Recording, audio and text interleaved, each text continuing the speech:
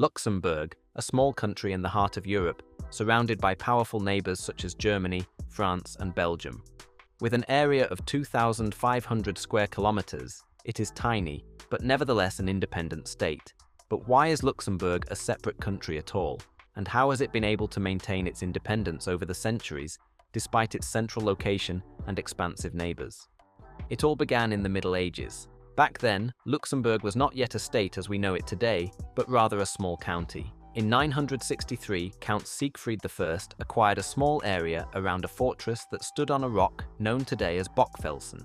Thanks to its strategically important location between France, the Holy Roman Empire, and the Netherlands, Luxembourg became a coveted territory. It was not only a centre for trade, but also a military hotspot that was often targeted by other powers.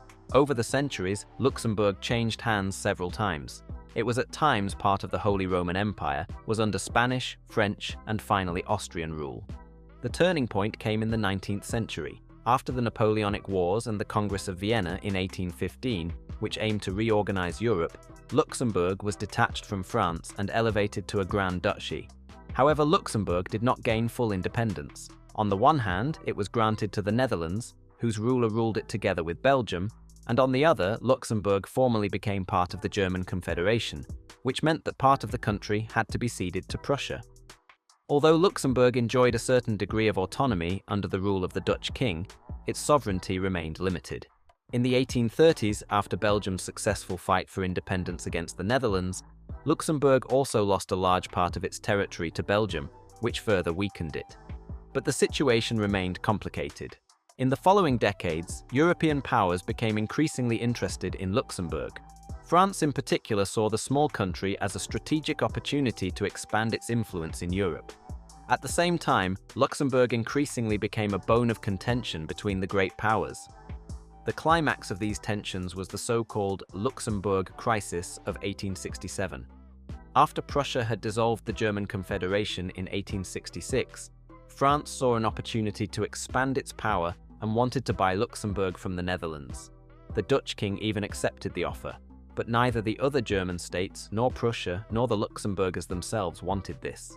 Fortunately, a conflict was avoided, and the great powers agreed in the Treaty of London of 1867 that Luxembourg should become a neutral and independent country. The country was to act as a buffer between the great powers. This status of neutrality became a decisive factor in helping Luxembourg to maintain its independence. Luxembourg also faced major challenges in the 20th century. During the First and Second World Wars, the country was occupied by Germany despite its neutrality. The occupation by the Third Reich during the Second World War was particularly difficult for Luxembourg. The Luxembourgish language was banned, and many Jewish inhabitants were deported to concentration camps. The country was only liberated in September 1944. After the Second World War, Luxembourg decided to abandon its neutrality and take an active part in international affairs. It became a founding member of the United Nations and NATO, and played a key role in the creation of the European Economic Community by signing the Treaty of Rome and the Schengen Agreement.